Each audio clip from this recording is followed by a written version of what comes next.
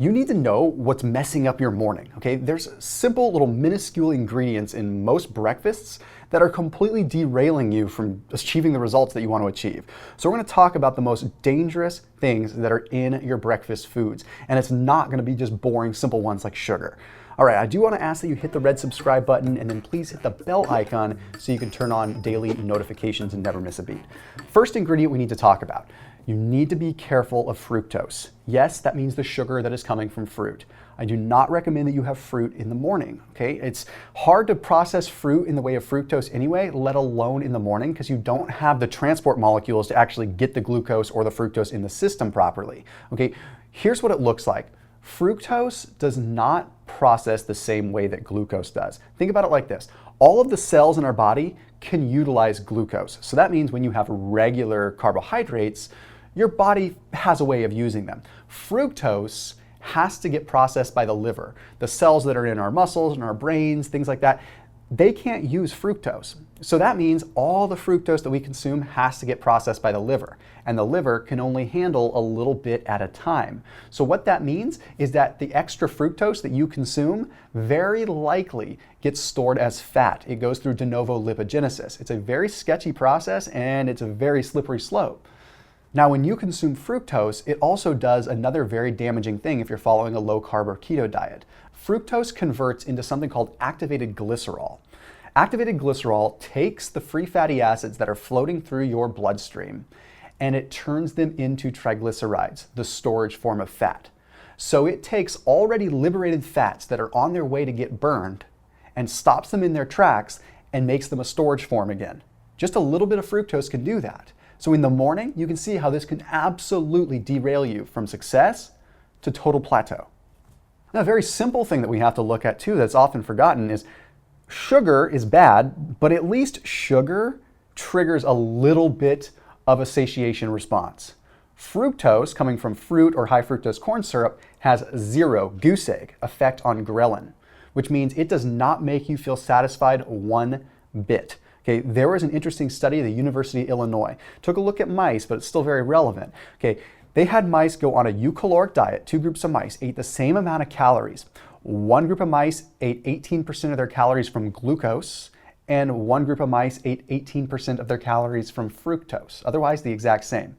The fructose group gained significantly more weight and had significantly more side effects than the other group. Avoid fructose, avoid high fructose corn syrup, and wait to have your fruit till later in the day. Next up is the starches in general. I know it's a blanket statement once again, but keep the starches till later in the day. We have this common theme in our brains that when we wake up in the morning, we need to have starches. And I don't care if they're gluten-free or not. We don't need to be having the starches first thing in the morning. But additionally, if you want to break through the plateau, you're better off having a high degree of fat in the morning. BMC Medical Genomics published this cool thing, found that we have more in the way of fuel accumulation genes in the evening than we do in the morning. And what that tells us is that we can get away with consuming more fat calories in the morning without it getting stored as fat than we can in the evening, and vice versa. Meaning we have more of a chance of carbs storing as fat in the morning than we do fat storing as fat. So keep your carbs later in the day and go higher fat, higher protein, somewhat even moderately higher calorie in the morning, and then push everything else later in the day. We also have less of those glucose transporters in the morning. So that means that if we do consume carbohydrates in the morning or starches, they have less likelihood of going where they need to go and potentially contributing to insulin resistance, which can really derail you. Now, while we're on the topic of starches, let's talk about grains for just a moment. You know that I talk about gluten being an issue, okay? And I don't really even want to go down that rabbit hole, but if you're new to my channel and you're hearing me talk about this, I am skeptical of gluten. But that doesn't mean that all grains are good to go. Okay, that doesn't mean that non-gluten or gluten-free grains are good. Be very careful of still brown rice and things like that. And here's why. Okay, it's not the gluten itself that causes a problem when you consume gluten. It's an enzyme that breaks down the storage protein. To make this very, very simple, The same enzyme that breaks down the storage protein or allows the storage protein to work for gluten is also involved in other grains. So if you have a sensitivity to gluten, there's a very good chance that you're going to have a cross reaction with other grains. You're just not processing it mentally because, well, it's not gluten. But the thing is, it still has the effect on those TPO antibodies, which can affect the thyroid. Thyroid is our metabolism. The simplest way for me to say this is grains can potentially affect your thyroid just like gluten can. For those of you that are out there that like cereal and still want to be able to have cereal, please do check out Magic Spoon, okay? They're a new supporter of this channel, but they're a product that I've known for a while. These guys are super, super, super cool. Maybe you've seen them floating around. I just want to throw it out there that they are the bomb when it comes down to a low carb, high protein cereal. Okay, these guys, absolutely no sugar. They're utilizing like a whey protein blend to actually make a protein cereal. And you're gonna get a really good deal on this stuff by using the link that's down below. So I just want to give them a big shout out because it's totally relevant when I'm talking about breakfast. They've got chocolate, they've got like a fruity flavor, they've got a blueberry flavor, they've got a frosted flavor. You have to check them out. You've probably seen them on Joe Rogan's podcast. All these guys that are reputable within the health industry talk about them. So just because it's bright colored and it looks fun, it's called Magic Spoon, doesn't mean that it's unhealthy. It's definitely a good way to be able to swap out your breakfast. So highly, highly, highly do legitimately recommend that you try these guys, at least give them a shot. The link's down below in the description. You can check it out after you watch this video. And thank you, Magic Spoon, for making this channel possible and for helping out so many people with their health. So transitioning from talking about Magic Spoon, let's talk really quick about glyphosates for a second. Those of you that don't know glyphosates are from Roundup. Okay, so grains, gluten, things like that, we're gonna have a high degree of glyphosates. Now there's a lot of skepticism out there. People are like, oh, glyphosate's really bad. Well, the World Health Organization, who quite frankly, a lot of us are leaning on right now during this specific time, even they say that it's, quote, probably carcinogenic. Well, here's what's wild. There's a very recent press release from the Environmental Working Group, took a look at 28 different breakfast products, okay? So these 28 different breakfast products, and all but 4 of them had what they considered to be unsafe levels of glyphosates. Okay, again, glyphosates are generated from Roundup, which are spraying the wheat, spraying the corn, spraying all the, everything we're using for grains. Unsafe levels. However, what's funny is the FDA seems to think that those levels are fine. Well, when you look at the clinicals and you actually see what glyphosates do in the body, it's pretty sketchy because there is some clear evidence that it affects your lactobacillus levels within your gut. It affects your gut bacteria.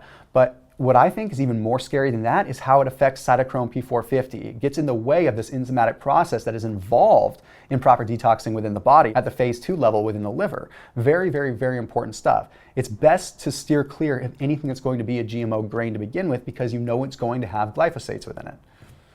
The next one that's in a lot of low carb products, and I wanted to put this out there because a lot of people that watch my channel follow a ketogenic lifestyle, be very careful of soluble corn fiber. Soluble corn fiber is a highly, highly processed, basically sugar alternative.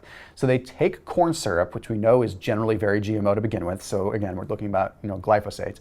We're taking corn syrup, and then we're going through an electric hydrolysis process where we're making it even more concentrated. The problem with this is not the fact that it's high glycemic or that it's a sugar, but it's really not recognized by the body so much. So you're getting a derivative of corn, but you're trying to manipulate the human body into basically taking a part of corn that's indigestible, but still somewhat sweet. So corn syrup already we know is bad, right? We try to avoid high fructose corn syrup, we try to avoid corn syrup solids. What makes soluble corn fiber that much better when it's derived from corn syrup to begin with? The big thing we have to be concerned with is the gastric distress though. Almost every person that I have personally talked to that has soluble corn fiber ends up bloated and feeling very uncomfortable later on. Well, why? Because we don't digest it. And that's kind of what they bank on when they market it. Oh, you don't digest it, so it's not going to have an effect on your blood sugar. But you don't digest it and it sits and it potentially rots in your gut. That's not exactly something that we want. Now, one of my favorite journals, PLOS1, had published a paper that was really interesting. Okay, it took a look at soluble corn fiber and it found that, hey, what do you know? It sort of incubated in the gut and fed bad bacteria. In fact, it fed pathogenic bacteria. Okay, so definitely not a good thing. Now, one could argue, well, is it also growing good bacteria? It could be because it's a prebiotic fiber, but naturally there's going to be an affinity for good bacteria or bad bacteria, and it looks as though soluble corn fiber could have more of an affinity towards bad bacteria, meaning it could throw off your gut biome, which affects your immune system, and as we all know, affects your fat loss results. Now I'm going to jump into something that's really wild that I really want you to be careful of. And I know that if you're watching my channel and you're a devout follower of mine, you probably avoid this already, but it's still important to note. Sucralose. Okay, sucralose, yes, has been shown in different studies to kill off a large percentage of your gut bacteria, but that's not the big problem that I'm focusing on right now. I am more concerned with how it affects glucose tolerance. Okay, check this out. Interesting paper published in journal Nature 2014 gave 7 humans artificial sweeteners, okay, for a few days. Okay, these were normally healthy people. Well, all but one of them developed glucose intolerance. What? Yeah, because their gut bacteria was affected, so they developed a glucose intolerance. They couldn't tolerate glucose anymore, so they were at risk of insulin resistance and everything like that. That's bad news. But just to make sure that correlation didn't equal causation, they took bacteria from these humans and they transferred it into mice. Well, upon transferring the bacteria from the glucose intolerant humans into the mice, guess what? The mice became glucose intolerant.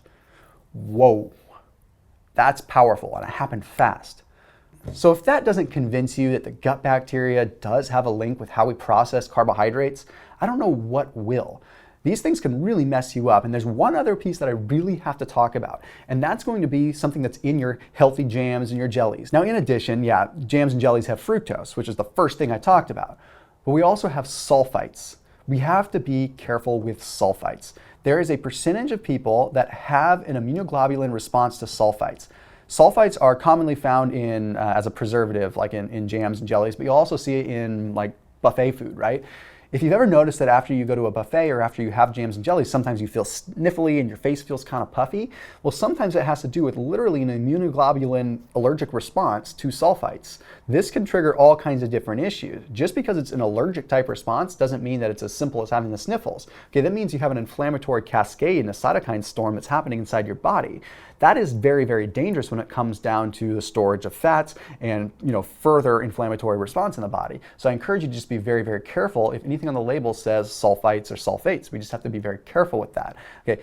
Now when it comes down to it, just to recap, you really want to just be focusing on having high protein, lower carb within the morning. It's just going to be a better bet for you, even if you're not following low carb diets. Allow your carbohydrates to be introduced later on in the day with lunch and maybe with dinner, whatever you want to do there. But just keep them out of the equation with breakfast. And if you really do want the cereal, of course, you can always try Magic Spoon like I mentioned, because they definitely are worth it. Or you can just skip breakfast altogether and practice intermittent fasting and have breakfast for lunch. Anyhow, I'll see you tomorrow.